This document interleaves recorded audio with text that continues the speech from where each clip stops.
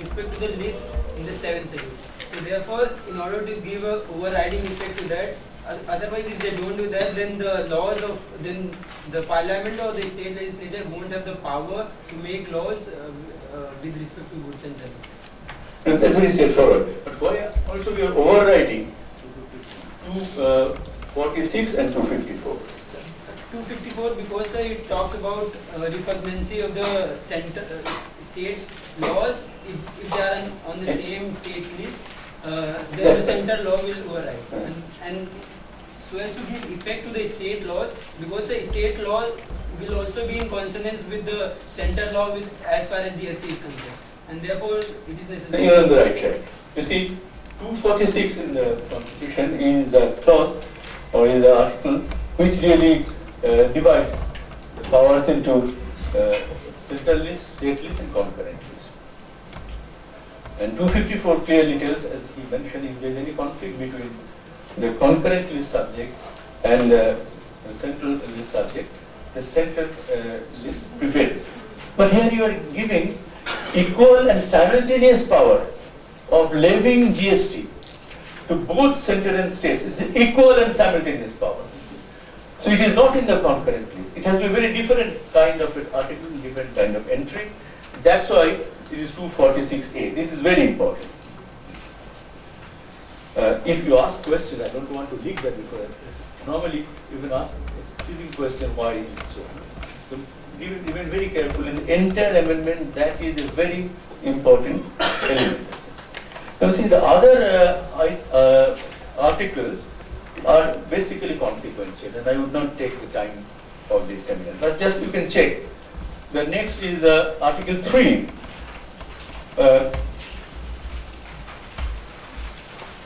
You see, in the Article 248, Centre is empowered to levy taxes on residuary matters. So if anything is not included in the union list, state list, or concurrent list, that is immediately Centre's power. But you don't want to keep it now. So you have put on a rider subject to Article 246A. This is how it goes on. It's a consequential, these are all consequential amendments, consequent upon introduction of Article 246A. Right? Come now straight to clause 12. If you have any questions regarding other clauses, you time permits and everything is all right. I'll answer all these little questions down the line, but main focus should be now on Article 12. What it is about? You see, Article 12 simply, clause 12 says, now the center and states will have to sit down together. There has to be a forum where they will decide on which taxes should be subsumed, would not exist there, which would be the rates and where it would that go, and all matters relating to the GST rates and levy. Now previously we had an empowered committee of state finance ministers because that was state VAT. But even in that empowered committee, there has to be a permanent invitee from the government of India. We needed that interaction. But here it is much more important.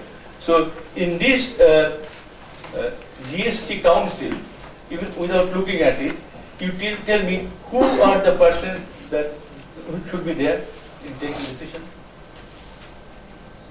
Who would be there? Union Finance Minister has to be there. And if there is a Minister of Revenue for states, he has to be there. And all state finance ministers, 31 or gentlemen or ladies, will have to be there. So who will be the chairman? If the Union Finance Minister is present, naturally he will be made the chairman. But who will be the vice chairman? Very carefully, please note, the Union Minister of Revenue for State Revenue, Minister of State, not full minister, has not automatically been made the vice chairman. Vice chairman will be elected by the state